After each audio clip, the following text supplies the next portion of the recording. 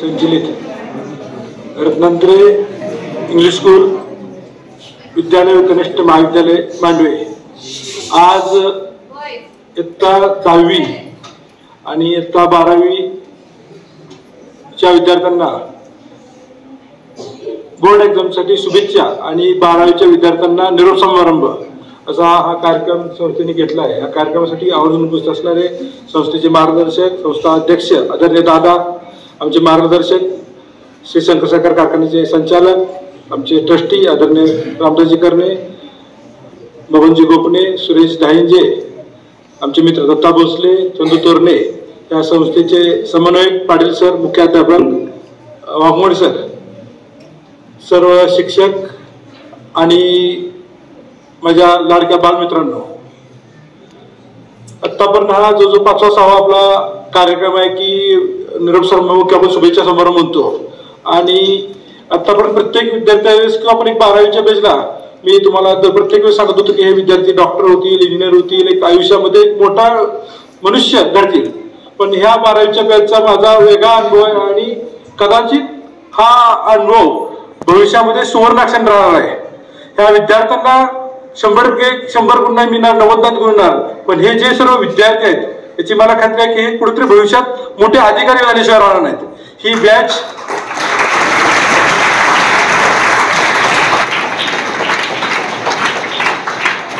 ही जी batch आहे की ह्यांना मी अनुभव अगदी पहिलीपासून असू द्या, 5वीपासून असू द्या, 8वीपासून असू द्या, ह्यांनी पूर्ण एन्जॉय केला आयुष्यामध्ये। खऱ्या अर्थाने एक सुख किंवा एक आनंद कसा लुटायचा ह्या विद्यार्थ्यांनी लुटलाय आणि हे सर्व विद्यार्थी अष्टपैलू विद्यार्थी आहेत असं माझं प्रामाणिक मत आहे। हे विद्यार्थी भविष्यामध्ये एक भारताचं सुजाण नागरिकत्व किंवा एक मोठे IPS अधिकारी, कलेक्टर, तहसीलदार किंवा ज्या त्या विभागामध्ये जे जे क्षेत्र शिरणार आहेत ते सगळे विद्यार्थी एक वेगळ्या लेवलला, आणि ह्या विद्यार्थी आवर्जून रत्नात्रय संस्थेचं नाव घेतल्याशिवाय राहणार नाही, शिक्षकांचं नाव घेतल्याशिवाय राहणार नाही। आत्ताच त्यांनी सांगितलं की बाबा एका विद्यार्थ्यांनी की आम्ही विद्यार्थ्यांनी शिक्षकांना गर्व वाटेल। 100% मी सांगतो ही बॅच तुमची जी आहे ते कायम ह्या संस्थेला पुढच्या 10 वर्षामध्ये दरवर्षी तो भेट देईल आणि हे बाबा ह्या रत्नात्रयात आम्ही घडलो, ह्या रत्नात्रयामुळे आमची अशी प्रगती झाली, एवढा एन्जॉय, एवढा अभ्यास आणि एवढं सगळं म्हणजे प्रेशर नाही की बाबा मी 100% मार्क पाडणार, मी डॉक्टरच होणार, इंजिनियर होणार, पण एक वेगळ्या पद्धतीचं कामकाज ह्या आयुष्यामध्ये सुजाण नागरिक। आता आमच्या हांगे सर म्हणले की हे विद्यार्थी कुणाचं मन दुखवणार नाहीत, खात्री मला कुणाला दारिद्र्य आणणार नाहीत, कारण तेवढं त्यांनी नॉलेज घेतलंय दशलक्ष धर्मातून, त्यांना ते समजले आणि इथून पुढे भविष्यामध्ये ते एक समाजाचं आपण काहीतरी देणं आहे त्या दृष्टीतून वाटचाल करतील। आणि ह्यांची जी बॅच आहे ती आपण म्हणतो ना गोल्डन बॅच, तशी गोल्डन बॅच राहिली झाल्याशिवाय राहणार नाही, कारण मला खात्री आहे हे विद्यार्थी आयुष्यामध्ये परत दरवर्षी कुठं ना कुठे एकदा येऊन भेटणार आणि ते रत्नात्रयामध्ये येऊन भेटणार ह्याची मला खात्री आहे। त्या विद्यार्थ्यांना मी पुन्हा एकदा सांगतो की तुम्ही डॉक्टर व्हा, इंजिनियर होणार नाही मला खात्री आहे, पण जर आला तरी कुणाचं व्हायचं असेल क्षेत्र त्यांना माझ्या शुभेच्छा आहेत, पण त्यापेक्षा एक उत्कृष्ट एक समाजाचं कर्तृत्व एक नागरिक घडणार आहे। तुम्ही जसं सचिन तेंडुलकर सरांनी, पाटील सरांनी सांगितलं की बाबा वयाच्या 10व्या वर्षी त्यांनी ठरवलं, तसं माझी तुमच्या शिक्षकांना विनंती आहे, तुम्ही आज हा कार्यक्रम सांगत असताना सुरुवातीला 1 जूनमध्ये जुलैमध्ये ह्या विद्यार्थ्यांना एक ट्रेनिंग द्या आणि तुम्ही त्यावेळेस त्यांना सांगा की तुम्ही हे काढायचंय तुम्हाला, तुम्ही त्यांचा अभ्यास करा आणि तो वर्षभर अशी एवढी दिवशी त्यांना ते सांगून उपयोग नाही। आता त्यांना आज अभ्यास करावा सांगायला गरज आहे, करते म्हणतील मग आता क्रिकेट खेळत बसलो तर अभ्यास करायला करायचंय असं करता कामा नये, तर ते सुरुवातीला सांगणं गरजेचं आहे। आणि त्या दृष्टीने करिअर प्रोग्राम किंवा एक अकॅडमी सुरुवातीला तुम्ही विद्यार्थ्यांना एक मार्गदर्शन 2-3 दिवस त्या दृष्टीने करावं। आणि आता या विद्यार्थ्यांना अभ्यासासाठी खूप खूप शुभेच्छा आणि मला खात्री आहे की 100% निकाल लागणार त्याबद्दल दुमत नाही, पण हे विद्यार्थी भविष्यामध्ये चांगल्या पदाला, चांगल्या अधिकारी, चांगल्या ठिकाणी जातील आणि जे घडतील ते अतिशय उत्कृष्ट घडतील, चांगल्या पद्धतीने त्यांच्यात घडतील। येतात 10वीच्या विद्यार्थ्यांचं बॅच हे उत्कृष्ट आहे, ते चांगल्या पद्धतीने अगदी 90-95% पुढे जातील आणि त्यांनाही माझ्या शुभेच्छा आहेत। ते पुढच्या वर्षी जसं शेख मॅडम सांगितले की त्यांना बाबा शुभेच्छा फक्त द्यायच्या, आपल्याला निरोप द्यायचं नाही, ते पुढच्या वर्षी 11वीमध्ये ह्या संस्थेमध्ये अतिशय त्यांच्याबरोबर बाकीच्या मित्रांना घेऊन येतील आणि 11वीची पुढच्या वर्षी बॅच जवळजवळ 100 विद्यार्थी जे करतील अशी खात्री आहे मला। आणि पुन्हा एकदा तुम्हाला सर्व विद्यार्थ्यांना परीक्षेसाठी शुभेच्छा। मी काय सूचना देणार नाही, कारण सूचना तुम्हाला माहिती आहे बोर्ड बरोबर काय तुमचं हे पाहिजे, टायमिंग मध्ये पोहोचायचंय, हॉल तिकीट न्यायचं, हे तुम्ही करणार आहे, तुम्ही आता लहान नाही त्यामुळे तुम्हाला सर्व नॉलेज आहे, पण पुन्हा एकदा जे पेपर देतात ते प्रामाणिक पद्धतीने द्या, कोणत्याही प्रकारचे त्या कुठल्या बोर्डाला अडचणीला असं वागू नका आणि चांगल्या पद्धतीने अभ्यास करून पुढील आयुष्यामध्ये चांगलं यश कमवा एवढं भगवान महावीर प्रार्थना करतो, सरस्वती प्रार्थना करतो आणि माझं छोटस मनोगत थांबवतो. जय जिनेंद्र, जय जय हिंद, जय भारत.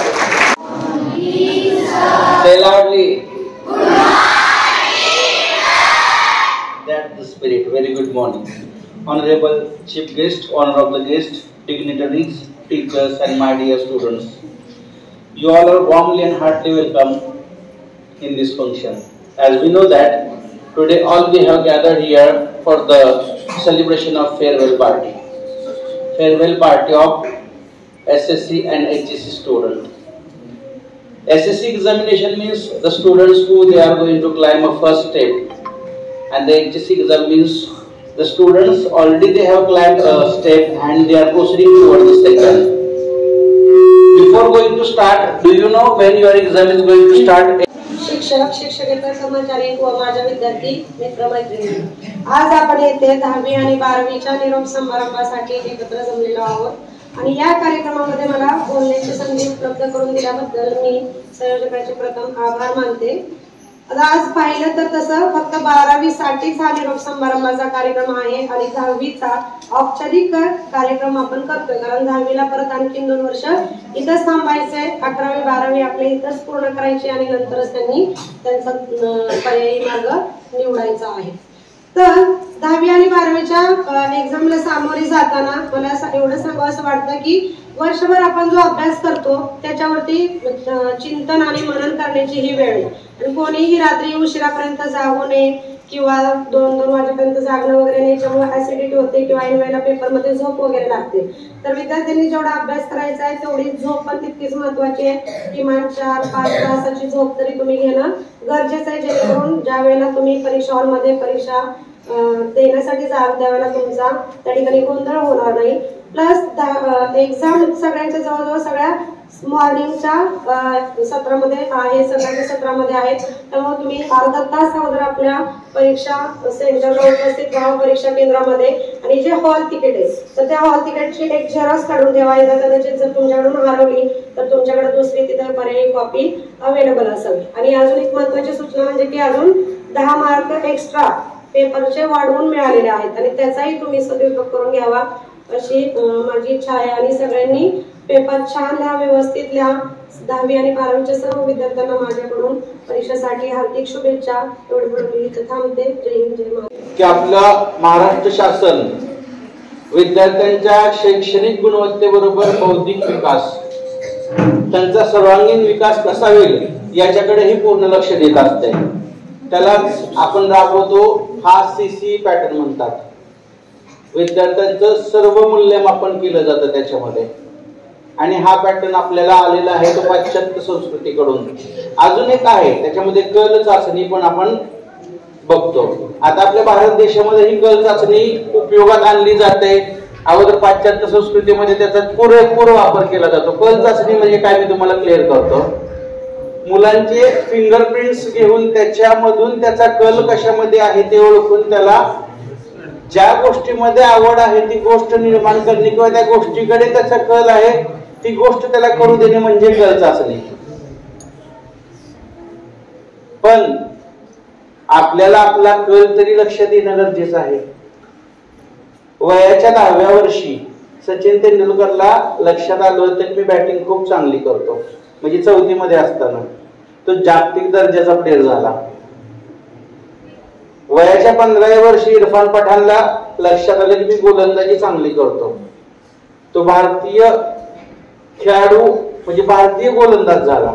पण जेवढी ख्याती सचिन तेंडुलकरला मिळाली तेवढी इरफान पठाणला नाही मिळाली. कारण का तर वयाच्या 10व्या वर्षी सचिन तेंडुलकरला कळालं होतं की त्याचा कल कशामध्ये आहे. सचिन तेंडुलकर 12वी मध्ये इंग्लिश मध्ये फेल झाले होते पण 12वीच्या लेसन मध्ये त्यांचा धडा होता. त्यांचा कल कधी लक्षात आला 4थी मध्ये असताना. तसा तुमचाही कल आता तुम्ही 12वीत आहे, वयाचे 17-18 वर्ष आहे. बऱ्याच विद्यार्थ्यांना आपण विचारतो तुमचा कल कशात आहे, तुला पुढे जाऊन काय करायचंय, लगेच उत्तर येतं पप्पा म्हणते डॉक्टर हो, मम्मी म्हणते इंजिनियर हो. अरे पण तुम्हाला काय व्हायचंय ते तुम्ही डिसाईड करा ना. बरेच आपले पालक असे आहेत, शेतकरी वर्गातील, शेतकरी कुटुंबातील पालक आहेत, त्यांनाही काही गोष्टी माहीत नाहीत. पण तुम्हाला ज्या गोष्टी माहीत नाहीत ते तुम्ही शिक्षकांना विचारा. तुम्ही जोपर्यंत त्या गोष्टी क्लिअर होणार नाहीत तोपर्यंत तुम्हाला त्या गोष्टीची आवड होणार नाही. मी एक छोटस उदाहरण सांगतो किंवा एक गोष्ट सांगतो. मी पुण्यामध्ये याच्या अगोदर प्रिन्सिपल म्हणून काम केलं. तिथं सिनियर कॉलेज होतं आमच्या इथं. मी 12वी पर्यंत प्रिन्सिपल म्हणून काम करत होतो तिथं. तिथे एक दिवस मी राऊंड मारत असताना सिनियर कॉलेजच्या समोर एक विद्यार्थी बसलेला दिसला. मी त्याला म्हटलं, का रे बाबा तू लेक्चरला का बसला नाही? तर त्याला माझी चेष्टा करू वाटली. तो मला म्हटला, नाही बसलो. बसून काय करू? मी म्हटलं, तू जर तिथं बसला तर तुला त्याचं नॉलेज येईल, तुला चांगले मार्क पडतील. बरं, मला चांगले मार्क मिळाले, पुढं काय? तुला चांगले मार्क मिळाले तर पुढं चांगली नोकरी लागेल. बरं, मला चांगली नोकरी लागली तर पुढं काय? अरे, तुला चांगली नोकरी लागली तर चांगली बायको मिळेल. बरं, चांगली बायको मिळाली तर पुढं काय? अरे, चांगली बायको मिळाली तर तू चांगल्या ठिकाणी कामाला लागतील, सगळे एकदम व्यवस्थित होईल, तू सुखात राहतील. मग आता कुठं वाईट आहे? मी आता सुखातच आहे. बाहेर निवांत बसलोय आणि सुखात आहे मी.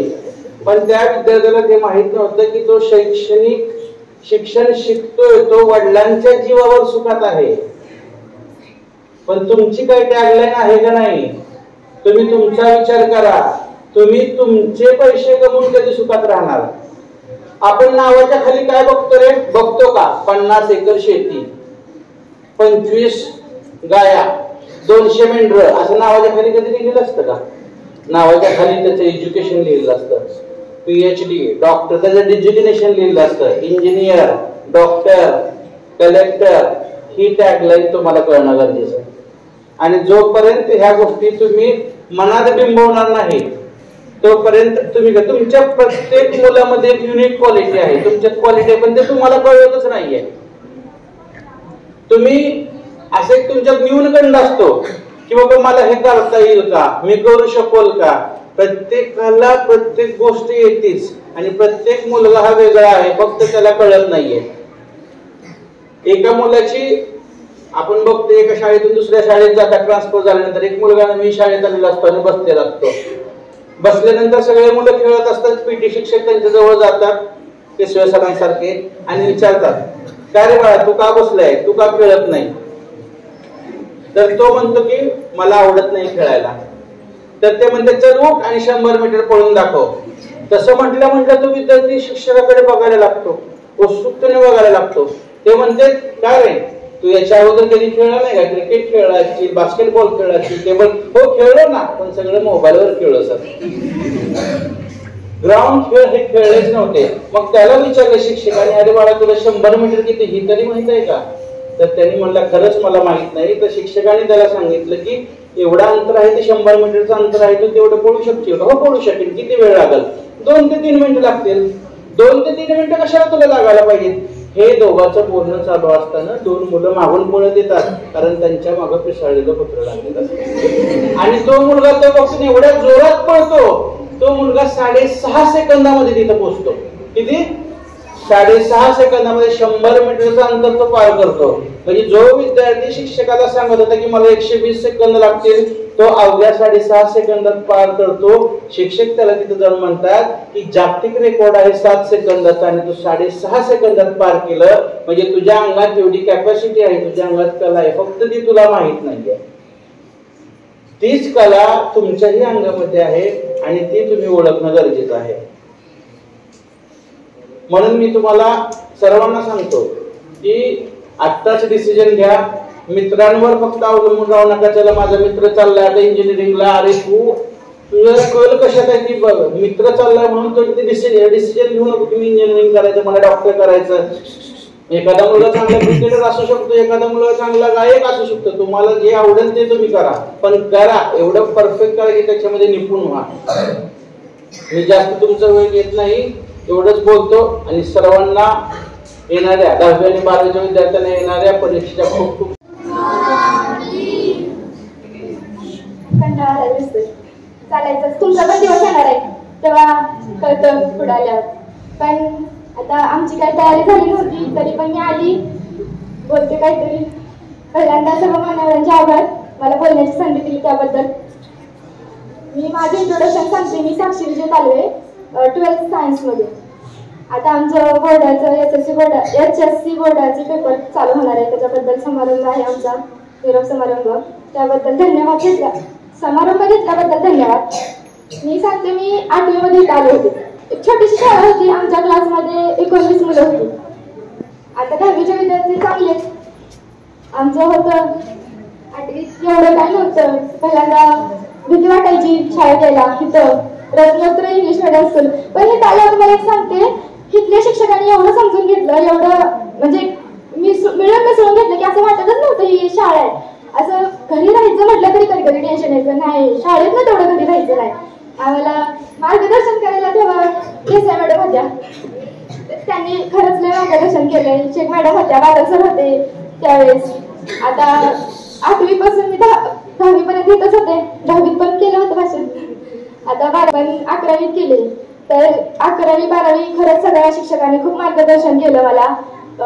सायन्ससाठी शेख मॅडम होते, केमिस्ट्रीसाठी बादल सर होते, इंग्लिशसाठी सगळ्यात बेस्ट म्हणजे नाही का इंग्लिश सब्जेक्ट चांगला केला सरांनी.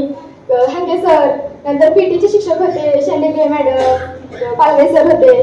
नंतर फिजिक्ससाठी आम्हाला फिजिक्सला आलेच मॅडम. फिजिक्सला पहिल्यांदा माळे मॅडम होत्या, नंतर केमकर सर होते. तसे आम्हाला शिक्षक होतेच आहेत आणि कधीच आम्हाला कधी काही कमी पडून दिलं नाही. त्याच्यानंतर मॅथ्स फेवरेट सब्जेक्ट सगळ्यांचाच. माळे मॅडम, अगोदर 11वीत रसिका मॅम होत्या.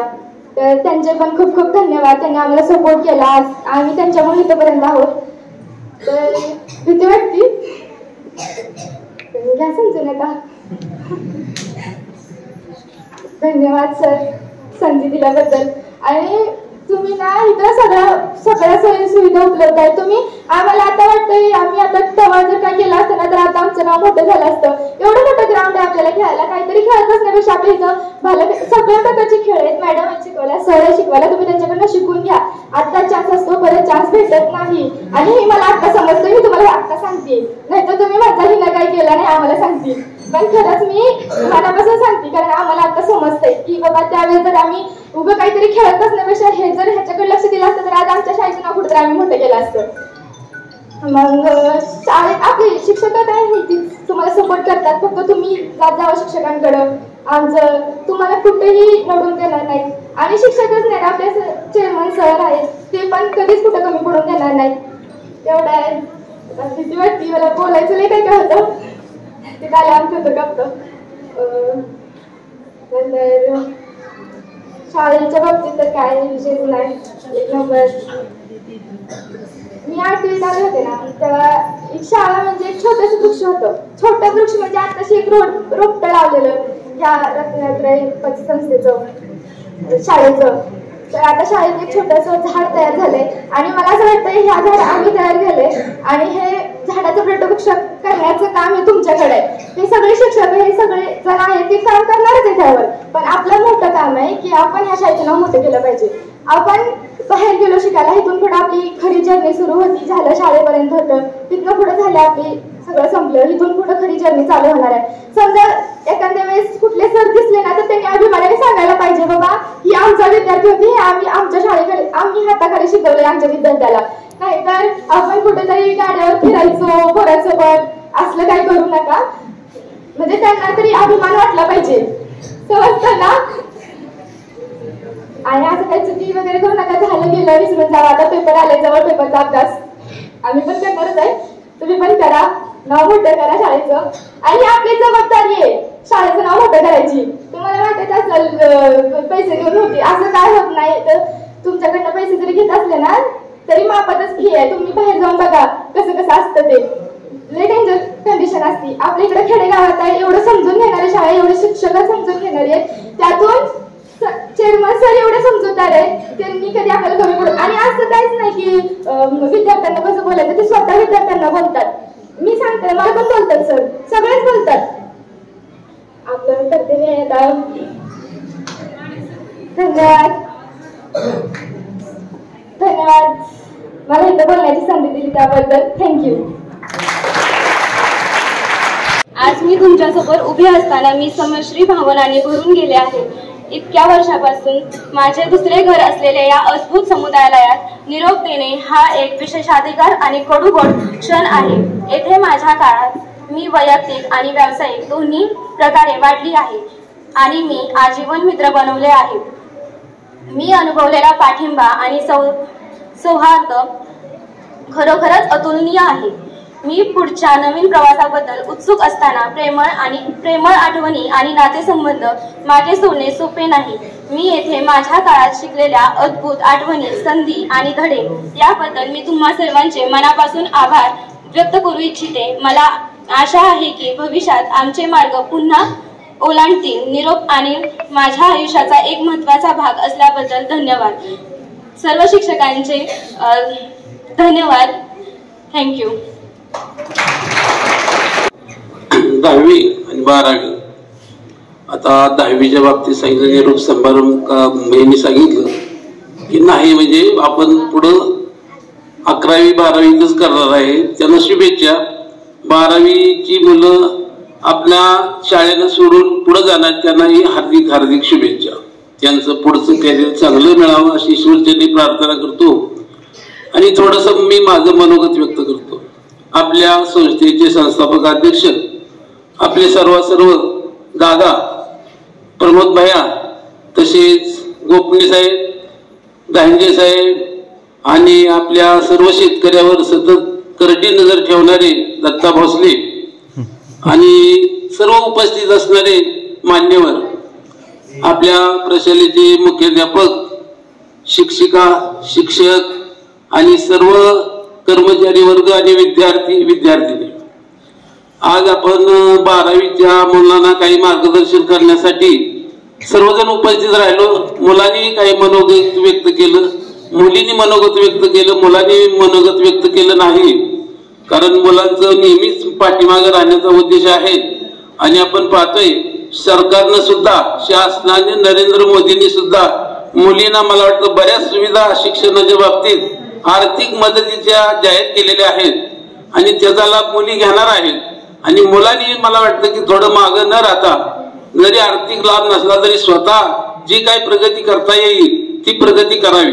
आता थोडक्यात मला सांगावं वाटतं की आता 12वीच्या मुलांना एक सांगावं असं वाटतं की आता तुमचं कॅरियर, आता सांगितलं की पेपरला जाताना पेपर व्यवस्थित लिहा, आणखी बरोबर डबल पेन न्या वगैरे काय सांगितलं, वेळेवर हजर व्हा, परीक्षेच्या काळात तुम्ही शांतता राखा, शांत झोप घ्या आणि अभ्यासावर चांगलं लक्ष ठेवा, मोबाईल सर्वांनी बंद करा.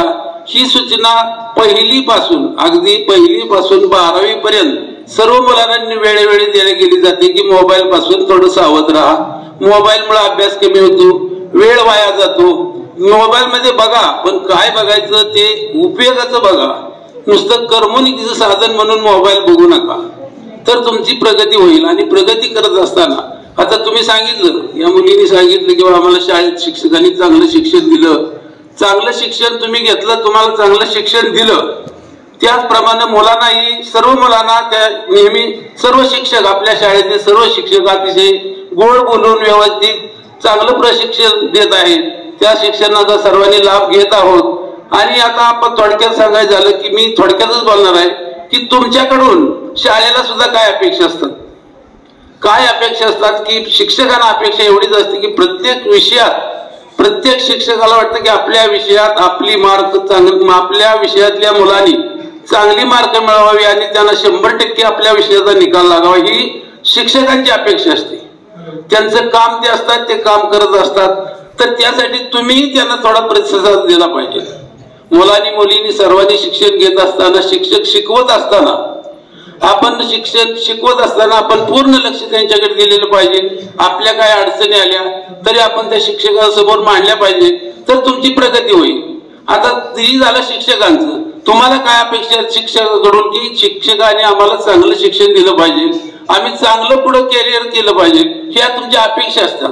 आणि आता सांगितलं की सरांनी सांगितलं की तुम्ही तुमच्या इच्छेप्रमाणे डॉक्टर व्हा, वकील व्हा, काही तुम्हाला कुठे व्हा, पण ह्या सर्वच गोष्टी तुमच्या मनात वगैरे घडत नाही. जरी तुमच्या मनात असं डॉक्टर व्हायचंय, पण डॉक्टर व्हायचं म्हणलं म्हणजे 10 लाख, 20 लाख, 50 लाख फी आपल्याच्यानं भरणं होत नाही. अशी परिस्थिती असल्यामुळे आपण पुढे त्या आपल्या इच्छेनुसार होऊ शकत नाही. पण आपली जी आर्थिक परिस्थिती आहे त्याप्रमाणे आपण शिक्षण घेऊ शकतो.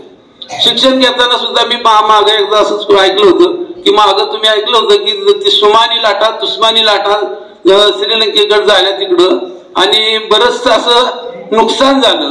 त्यावेळेला त्या शब्दाचा अर्थ पेपरमध्ये आला होता. तर ते एका शिक्षकांनी सांगितलं त्याचा उलगडा करून की सुमानी लाटा असं म्हणलं जात होतं, पण त्याचं नाव खरं होतं तुस्मानी लाटा. हा फरक, एका शब्दाचा फरक, हा सुद्धा प्रश्न अडचणीत आणला होता. म्हणजे विद्यार्थ्यांना अडचणीत आणणारा प्रश्न होता. बारकाईने तुम्ही लक्ष द्या, बारकाईने शिक्षण घ्या आणि पुढचं कॅरियर बनवण्यासाठी तुम्ही पुढं 12वीच्या मुलांना आणि मुलींना मी सांगतो की तुम्ही पुढची जी संगत आहे तुम्ही ती संगत व्यवस्थित सांभाळा. आता 12वीच्या मुलींच्या बाबतीत जर सांगायचं झालं की मुलांच्या बाबतीत तीच आहे की 12वी झाल्यानंतर तुम्ही पुढं काय जर करायचं म्हणलं तर तुम्हाला 12वी पर्यंत चांगलं शिक्षण पाहिजे आणि पुढे तुम्हाला चांगलंच व्हायचं असेल तर तुम्ही मनापासून अभ्यास करून चांगल्या संगतीत राहायला पाहिजे. नाहीतर मी आता पाहतोय 10वीला एखादा विषय 2 विषय गेले 4 विषय गेलेली मुलं पुढे 11वीला जात नाही आणि सरळ पानपट्टी कुठं असेल तिथं ती स्टार गुटखा ह्या मुलांच्या नादीला लागून पहिला नापास झाला की दुसरा नापास झालेला मुलगा तोच ते करत राहतोय. तर 12वीच्या मुलांनी फार काळजी घ्यायची पुढचं भवितव्य चांगलं सांभाळण्यासाठी. तर पुढे असं होईल की तुम्ही ज्या वेळेला ही शाळा सोडून आता जाणार आहे, 12वीची मुलं शाळा सोडून जाणार म्हणजे ही शाळा सोडून जाणार, पुढे कुठल्या शाळेत जाणार ते तुम्ही ठरवणार किंवा काय शिक्षण घेणार ते ठरवणार. तिथं शिक्षकांची कशी अपेक्षा आहे की आपल्या शाळेतला विद्यार्थी जरी कुठं 2 वर्षांनी 4 वर्षांनी कुठं जर भेटला तर त्यानं म्हटलं पाहिजे हे शिक्षक आम्हाला होते आणि आम्हाला त्यांनी शिक्षण शिकवलं आणि चांगलं शिक्षण दिल्यामुळे आम्ही आज चांगल्या पदावर पोहोचलेलो आहोत. असे अनेक विद्यार्थी शिक्षकांच्या बाबतीत असतात आणि शिक्षकांनाही अपेक्षा असते त्याप्रमाणे तुम्हाला बी तसंच जसं वाटतं तसं शिक्षकांना बी तसंच वाटतं किंवा मुला मुलींनी आपली परत 10 वर्षांनी गाठ पडली तरीही आपला संबंध चांगला राहावा. त्यासाठी तुमचं कॅरियर चांगलं असलं पाहिजे. नाहीतर आता 12वी झाली की बघा आता मुलींच्या बाबतीत बरंचसं 90% तर झालं लग्नाची तयारी सुरू होती. लग्न झाले मुली नांदायला गेल्या 1-2 वर्ष झालं आणि कुठेतरी जर आलं काय ऐकायला मिळालं कुणाच्या तरी कानावर काय पडतं किंवा ते एखाद्या मुलीचं काय चुकलं तर चूक न होण्याची काळजी मुलीने घ्यायची. कुठल्याही सासून म्हटलं ना पाहिजे किंवा तुला शिकवायला कोण मास्तर होता किंवा कुठल्या शाळेत शिकली. मग ह्या गोष्टी जर आल्या तर आम्हाला बी असंच वाटतं की आमचं आता आम्ही तर तुम्हाला शिकवायला नाही.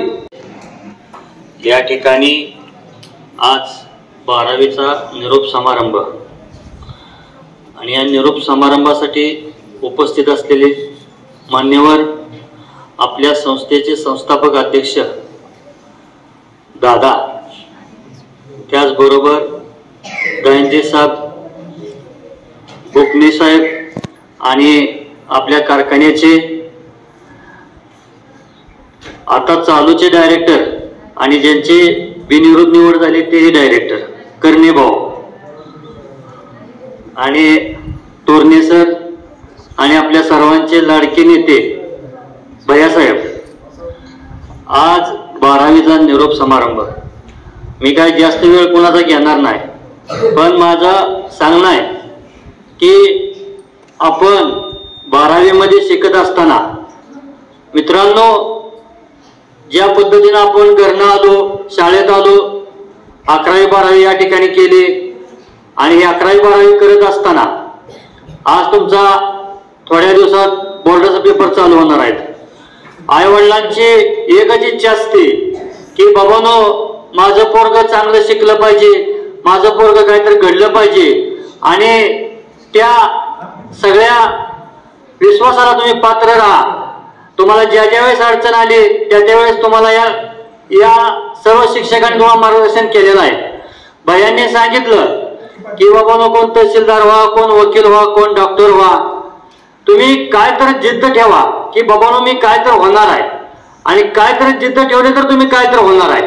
नाहीतर काय नाही. चला आज निरोप समारंभ झाला, पेपर उद्याचा आहे तर आज अभ्यास करायचा, तर असं काय करू नका. तर तुम्ही सर्वांनी कमीत कमी माझी अपेक्षा आहे की सगळे विद्यार्थी 80-85च्या पुढे निघाले पाहिजेत आणि जे विद्यार्थी 85% पुढे निघतील त्यांना मी स्वतः ट्रॉफी देणार आहे. आणि वैयक्तिक बक्षीस देणार आहे.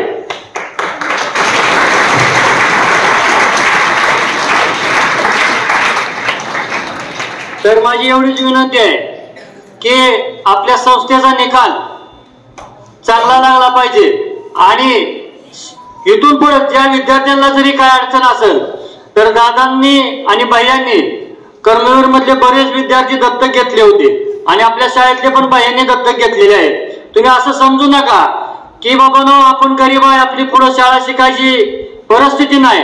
तुमचं पुढच्या शिक्षणाची सुद्धा जबाबदारी भैया दादा आणि या कमिटीचे काय सदस्य असतील ते तुम्हाला वेळोवेळी सहकार्य करतील. त्याच्यामुळे तुम्ही खचून न जाता ताकदीनं अभ्यास करा आणि ताकदीनं अभ्यास करून या रत्नत्रय महाविद्यालयाचं नाव पूर्ण जिल्ह्यामध्ये झालं पाहिजे. या ठिकाणी मी एवढंच बोलतो आणि जाता जाता एवढंच सांगतो की तुम्ही गॅदरिंग मध्ये अतिशय चांगल्या प्रकारे ज्या पद्धतीनं तुम्ही मनापासून त्या ठिकाणी कोणी डान्स केला असेल, कोणी नाटक केलं असेल, त्याच पद्धतीने तिथं जसं तुम्ही मन लावून करता तसं आज घरी गेल्या अभ्यासाच्या मन लावून करा एवढीच माहिती तुम्हाला विनंती आहे.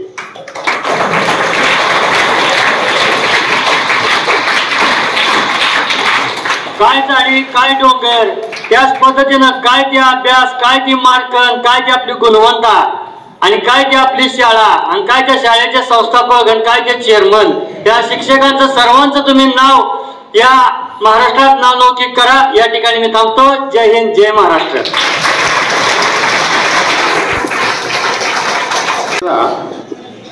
निरोप समारंभ म्हणतो आपण, पण मी निरोप समारंभ न म्हणता सदई इच्छा कार्यक्रम म्हणतो. आणि माझं म्हणणं आहे की 12वीला सुद्धा निरोप समारंभ नाही, 10वीला तर सदई इच्छा, तसंच 12वीच्या पोरांना सुद्धा हा सदई इच्छा कार्यक्रम म्हणायला हरकत नाही. कारण 12वी झाल्यानंतर त्यांना कायमचा निरोप नाही.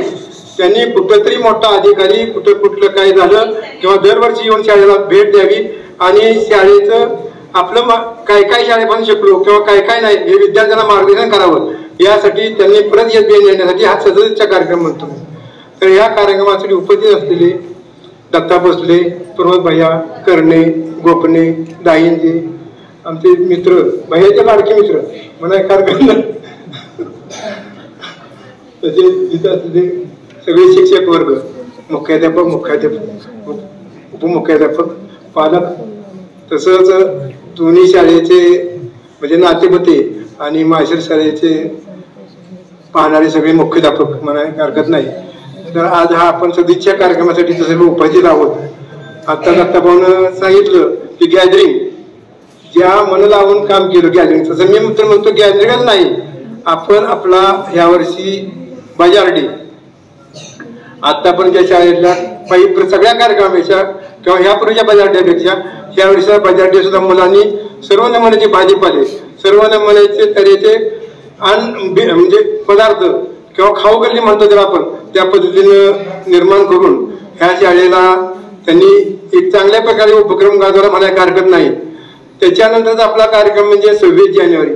26 जानेवारीच्या बाबतीत सुद्धा म्हणलं तर सुयसागर परमपूज्य आहे 108 गुरुवारी सुयसागर महाराजांची हा कार्यक्रमाला उपस्थित होते आपल्या 26 जानेवारीच्या.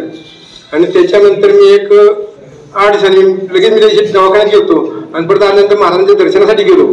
तर महाराजांनी असं सांगितलं की मी आतापर्यंत पुष्कळचे असे कार्यक्रम बघितले प्रत्येक ठिकाणी, म्हणजे शाळेचे असतील किंवा इतर कुठले असतील, पण जी तुमच्या शाळेची पद्धत, तुमच्या विद्यार्थ्यांचं वागणं किंवा शिक्षकाचे काम करून घेण्याची पद्धत मला कुठेही बघायला मिळालं नाही. तर त्याने का म्हणलं महाराज असे का ते म्हणतात, ते म्हणले मी आल्यानंतर तुम्ही येताना मला 1-2 वेळा आमंत्रण देण्यासाठी आला, येताना न्यायासाठी आला, आल्यानंतर माझा तिथं सुरुवातीला तुम्ही पाय धुण्याचा कार्यक्रम केला, मला तुम्ही सर्व तिथं जमलेले जे पाहुणे नेण्यासाठी आडवे आला आणि तुम्ही मला स्टेजवर नेलं.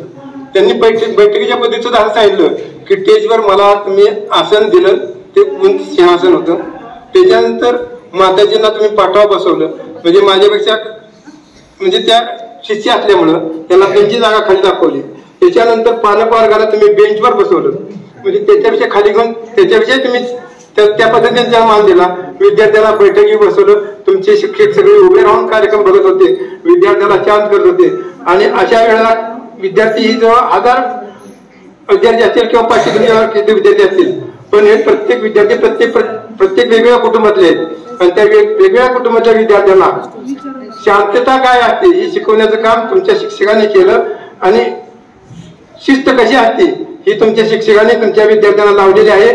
अशा वेळेला मुलं शांत राहत नाहीत, प्रवचन ऐकत नाहीत किंवा कुठल्या गप्पा मारतो, त्याची गप्पा मारतो, ती त्याची खोडी काढतो, ती त्याची खोडी काढतो, काही ना काही तर चाललं असतं. पण तुमच्या शाळेमध्ये मला बघायला मिळालं की ही जी शिस्त जी काय चीज आहे ती तुमच्या शाळेमध्ये आम्हाला बघायला मिळाली, असंच म्हणायला हरकत नाही. त्याच्यानंतर आपण बघितला गॅदरिंगचा कार्यक्रम आपण ठरल्याप्रमाणे वक्तशीर, टाइमशीर, मन लावून ठरल्या टायमाला प्रत्येकाचे कार्यक्रम पुकारले जाऊन वेळेवर विद्यार्थी उपस्थित राहिले, मनाला काय हरकत नाही. आणि तोही कार्यक्रम एकदम देखणा व सुंदर केला. तसंच मी आता काय या कार्यक्रमाला नव्हतो कुठल्या हळदी कुंकाच्या, पण माहेश्वरी शाळेचा किंवा नातेवाईक शाळेचा हळदी कुंक मी व्हॉट्सअपवर पाहिला आणि फार आनंद झाला. म्हणजे एक शिस्तबद्ध कार्यक्रम, इतका व्यवस्थित पाहुणं केल्या पाहुण्याचं अगदी ते कसं करायचं ह्या दोन्ही शाळेनं एकदम चांगल्यापैकी कार्यक्रम केला, म्हणायला हरकत नाही. तसं आपल्या इथं पण चांगलाच कार्यक्रम झाला. असेच कार्यक्रम चांगले हो, मन लावून शाळा सगळे विद्यार्थी व शिक्षक काम करतात, त्याबद्दल धन्यवाद. आभारी म्हणायचं हरकत नाही. त्यामुळे सर्व शिक्षकांचं, विद्यार्थ्यांचं, येणाऱ्या पालकांचं आभार. आपण आज मगाशी म्हणलो की विद्यार्थ्यांना आपण सदिच्छा देतो, सदिच्छा देणार आहे कारण विद्यार्थ्यांनी पुढं चांगलं होऊन ह्या शाळेत यावं मगाशी सांगितलेलं आहे. तसंच आज विद्यार्थ्यांनी असं शिकवलं पाहिजे की आपण पुढे गेल्यानंतर ह्या रत्नात्रयचं नाव कसं होईल असं वागलं पाहिजे. एकमेकांनी एकमेकाला सहाय्य करा, एकमेकाला मदत करा. कोण गरीब असेल तर त्याला कुठे थोडासा कुठल्या ना कुठल्या प्रकारचं सहाय्य, वही नसेल, पेन नसेल तर पुढच्या वर्गामध्ये पालकांना एकल्या ताकद नाही आपल्या पालकांना सांगून त्या विद्यार्थ्याला आपण कसं सुधरू हा प्रत्येक विद्यार्थ्याने प्रयत्न करावा. आपण शाळेमध्ये म्हणतो आपण 10वीच्या मुलाला सदिच्छा कार्यक्रम दिलाय, पण आपला थोडासा अनुभव आहे काय माहितीये का, चांगली मार्क पडले आपल्या शाळेमध्ये चांगली मार्क पडतेच आणि चांगली मार्क पडल्यामुळे काय होतं माहितीये का, दुसऱ्या सिटीमध्ये किंवा दुसऱ्या मोठ्या शाळेमध्ये त्यांना प्रवेश मिळतो. म्हणजे ही शाळेचं श्रेय आहे. आपण चांगली मार्क मिळवून देतो, पण ती चांगली मार्क मिळवून दिल्याचं श्रेय तुम्ही ह्या शाळेत दिलं पाहिजे. 11वी मध्ये कुठेही प्रवेश न घेता सदाशिवनगर आपलं रत्नात्रय इंग्लिश स्कूल मध्ये प्रवेश घ्यावा ही मी 10वीच्या विद्यार्थ्यांना कळकळून विनंती करतो. कारण तुम्ही विद्यार्थी चांगले आहात, तुम्ही चांगले घडलेला आहात आणि असंच चांगलं 11वी घडावं आणि पुढे तुमच्या आयुष्यात चांगलं व्हावं ही सदिच्छा परमेश्वर चरणी करतो. आपण सर्वांनी या परीक्षेला शुभेच्छा देतो. सर्वांनी चांगल्या मार्काने पास व्हावं, सगळ्याला चांगले मार्क पडावं. मग दत्ता बापरांनी सांगितलं की 85-90 पड, मी तर म्हणतो 85-90 तर पडलेच पाहिजे. ते नाही असं काय घडलं पाहिजे की आपल्या तालुक्यामध्ये आपल्या शाळेचा पहिला नंबरचा विद्यार्थी असावा प्रत्येक मार्कामध्ये, मी माझी अपेक्षा व्यक्त करतो. आणि ही अपेक्षा विद्यार्थ्यांनी आणि शिक्षकांनी त्यांना पण काम शिकवून करावे. या वर्षी नाही तर पुढच्या वर्षी असं दाखवून द्या की या शाळेतला विद्यार्थी खरंच माहेश्वर तालुक्यामध्ये पहिला आहे असं शिक्षकांनी दाखवून दिलं पाहिजे. खेळाच्या बाबतीत जरी म्हणलं तर शिक्षकांचं असं काम आहे की आपले विद्यार्थी तालुका तरी, जिल्हा तरी, राज्यात तरी असे विद्यार्थी आपले चमकले पाहिजेत. हा सुद्धा त्या शिक्षकांचा वेळेवर येऊन वेळेवर शिकवायचं काम खेळाच्या शिक्षकांचं आहे आणि त्यांनी त्यात कसूर करू नये ही मी त्यांना विनंती करतो. तसंच विद्यार्थ्यांनी नुसतं आपण कुठल्याही व्यवसायात यशस्वी होऊ शकतो कारण त्यात मन लावून आपण काम केलं